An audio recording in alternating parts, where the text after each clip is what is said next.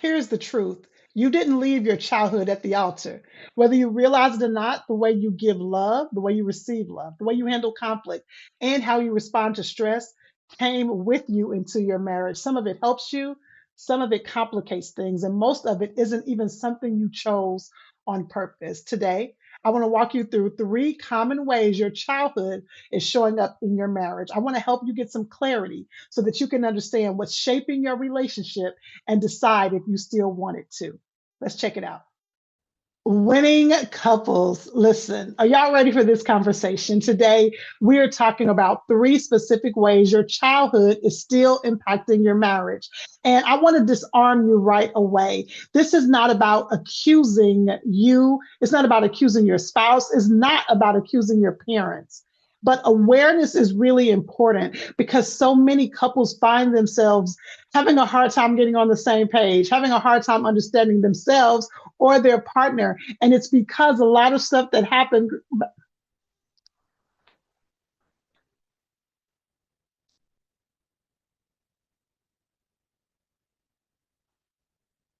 Winning couples, I am super excited about this conversation because if you allow it to be, it can really be illuminating and transformative for your marriage. We're talking about the three ways your childhood is still impacting you and definitely impacting your marriage.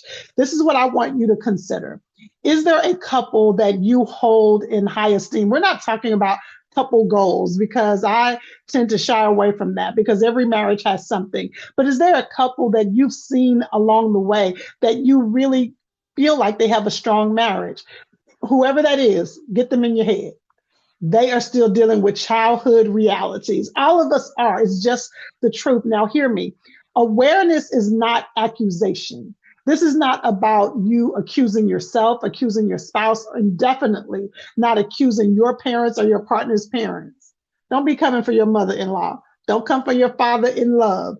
But awareness really can help you put language to what you might be experiencing. And so there are three specific ways your childhood is showing up in your marriage. You're either repeating what you saw growing up, you're rejecting what you saw growing up, or you're dealing with repair or the need to repair what happened growing up. Let me explain. We're going to start with the way we are repeating things. The first way your childhood is impacting your marriage is through repetition. You repeat what you believe worked or what felt meaningful or subconsciously what deeply impacted you. Hear me again. You were repeating what you felt like worked. As far as from your perspective, remember, you are looking at your parents' marriage through the lens of a child. Even as an adult, what you saw growing up, you are watching that. Some of you are thinking, no, Robin, I'm watching my father who has since remarried. And yes, that might be having an impact.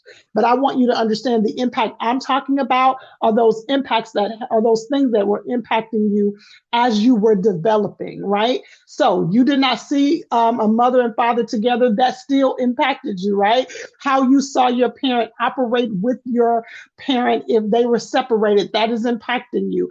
Whomever you did see growing up that was married, it is impacting you. And so you are either repeating what you thought worked. That's important.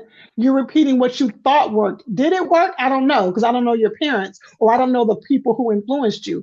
But this is still what you thought worked, what you felt like was meaningful, or subconsciously what impacted you deeply. So you are either repeating what you saw. Listen to this.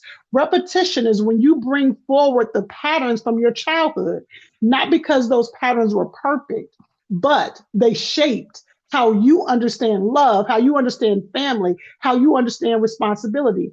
And just like anything, there is a positive side and an area of growth side. There is a positive side or a negative side. So the positive side of this, for example, is a husband who watched his father be hands on with him and his siblings, or just him. Or you saw your father be really hands on, and you said, you know what? When I grow up and I have children, I want to do the same thing. I want to be hands on with my children. That's a very positive impact. Or maybe a wife who grew up and you saw your mother make special memories for the family. And you said, you know what, I want to be able to have these memorable moments for my family as well. You know, one of the things I overheard my daughters talking about is when we talk about moving from our home, I overheard my daughter saying, no, because we want Riley, the youngest sister, to be able to come home and come home to the same house that she grew up in. That means that these experiences are being implanted in them. That sounds deep, doesn't it? But their childhood experiences having an impact, so much so these girls are still teenagers and they're wanting their sister to have that same experience. And so as a wife, you're a grown woman now, but you're reflecting on how your mother made memories. And so you are more than likely trying to repeat some of those things. Or let's say one spouse really learned consistency and reliability growing up. And so they bring that same steadiness into marriage. You are repeating what you saw growing up. But there's a flip side. What you saw repeated sometimes can be a gift. But there's a flip side because subconsciously, repetition can also carry limitations. Let me tell you what I mean. You may have observed, remember, we talked about you're repeating, rejecting, or there's an area of repair. And often when you're repeating what you thought worked, what had an impact on you, or what subconsciously was shown to you. And so you may have watched, observed, experienced someone avoiding conflict because peace was more important, but issues end up going unresolved. But you are still repeating the pattern of avoidance because that's what you saw growing up. You are repeating what you saw growing up. As we're diving into this, I want you to look at you, not just your spouse. I want you to look at you, to consider, what am I repeating that's really, really working? What am I repeating that is not necessarily going in the direction that I needed to go in?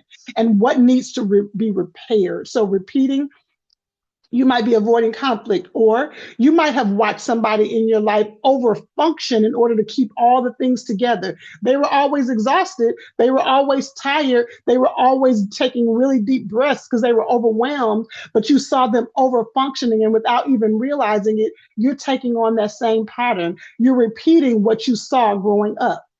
Let me give you another example.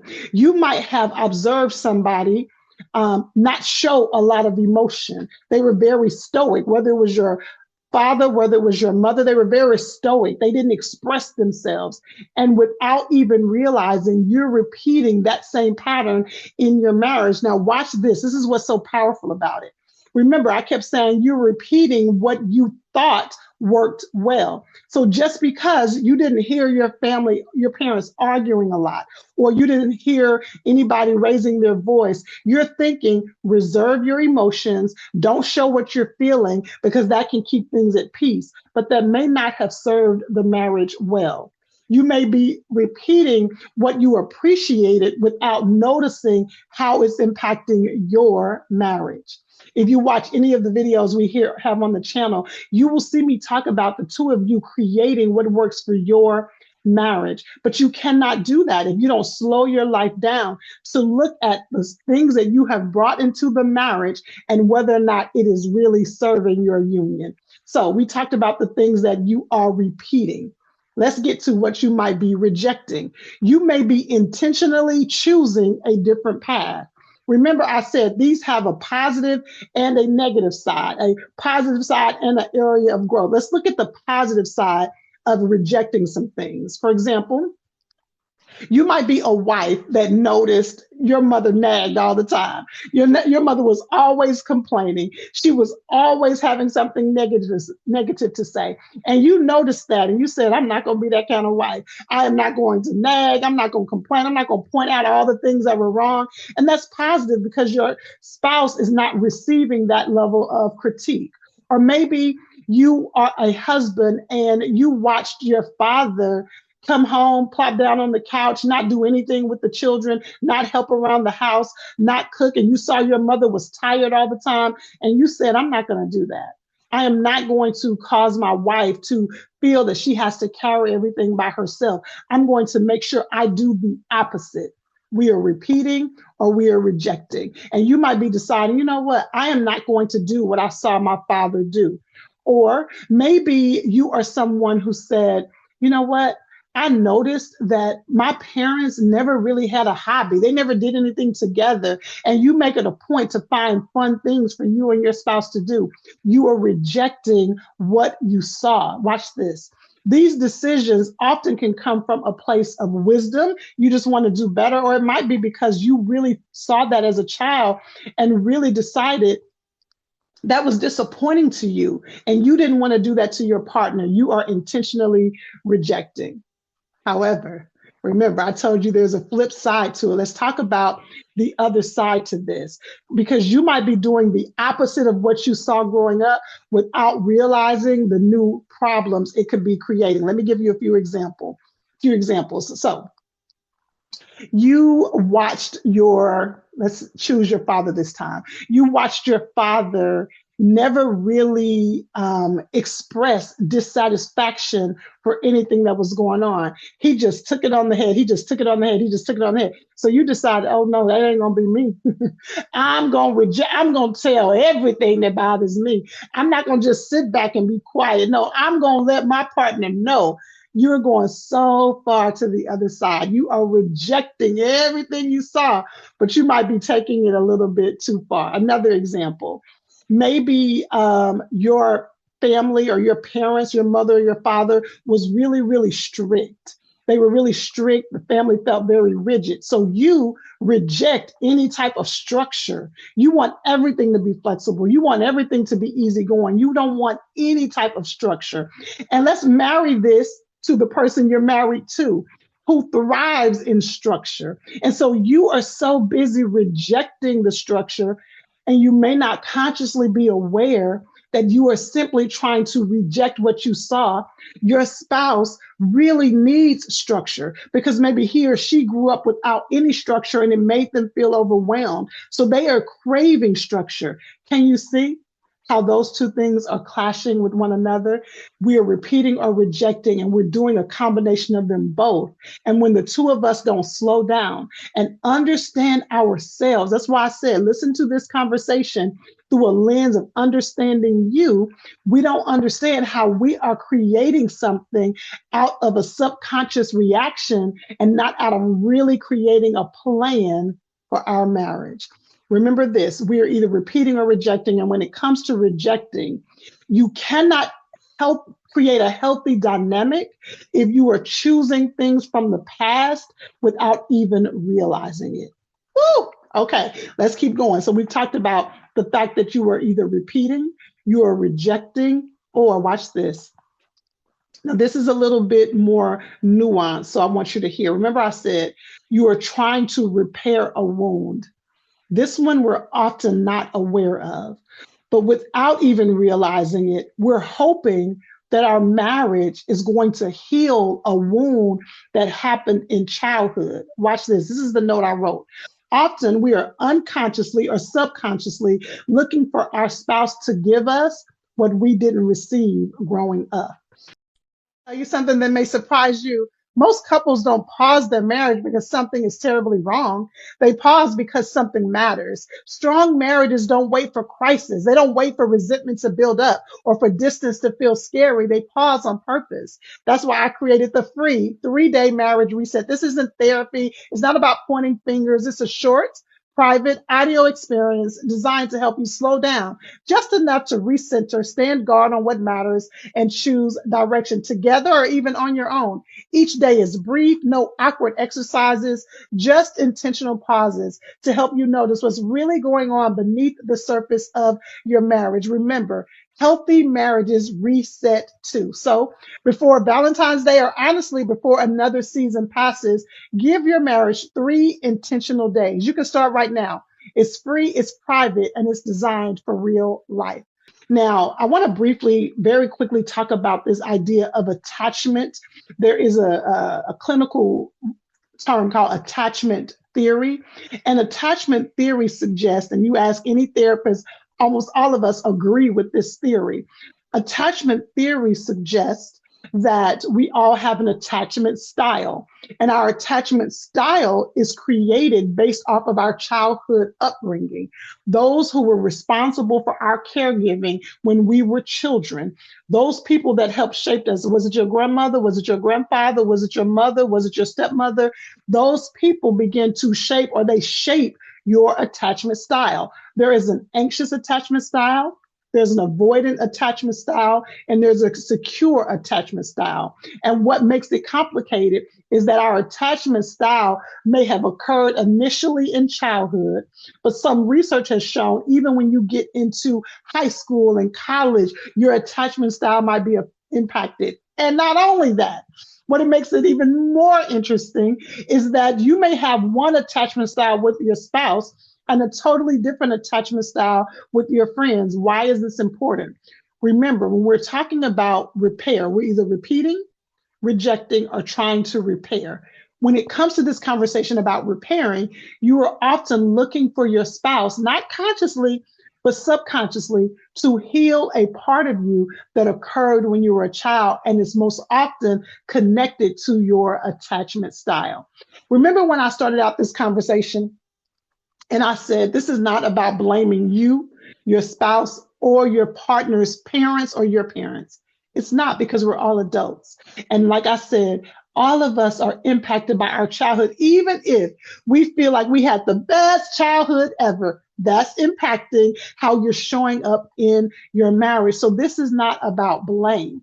This is about understanding. I want you to understand how all of this is impacting your I do. If you are watching this video, this is about you.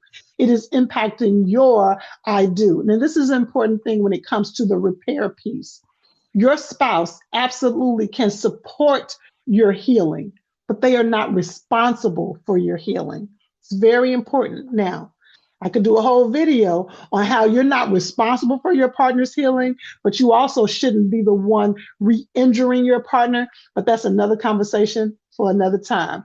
When we talk about repair, when you are holding your spouse responsible for repairing the things that you experience, then your spouse is being set up for failure because they cannot be totally responsible for your healing. But then you begin to have some resentment because they are not showing up the way you prepackaged your expectation for them to show up.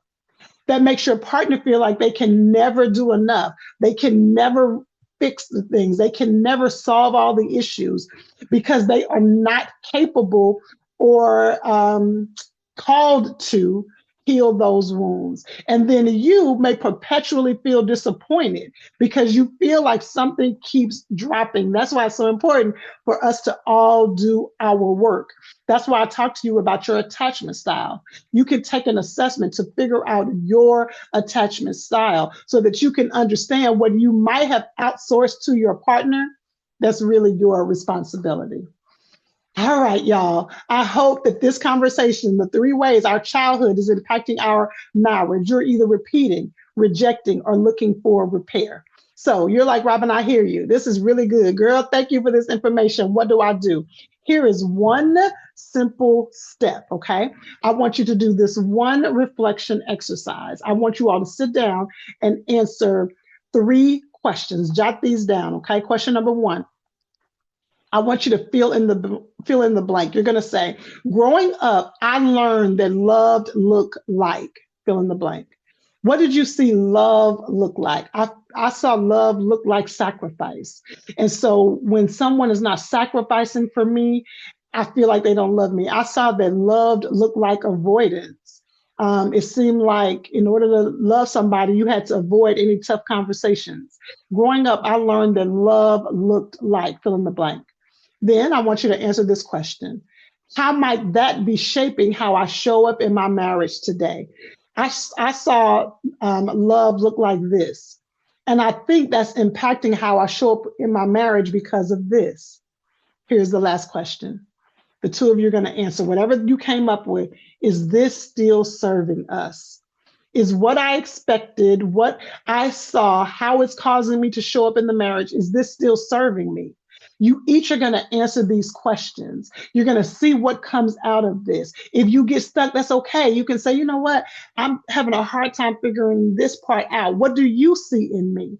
This is a great opportunity for you all to turn towards each other. Now, I never want to take for granted the fact that I know some people are watching this by themselves, and you're saying, Robin, my spouse is not going to watch. You can do this exercise on your own. You can sit down and identify, this is what I saw growing up.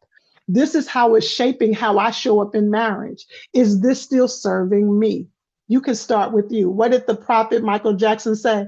I'm starting with the man or the woman in the mirror. Start with you.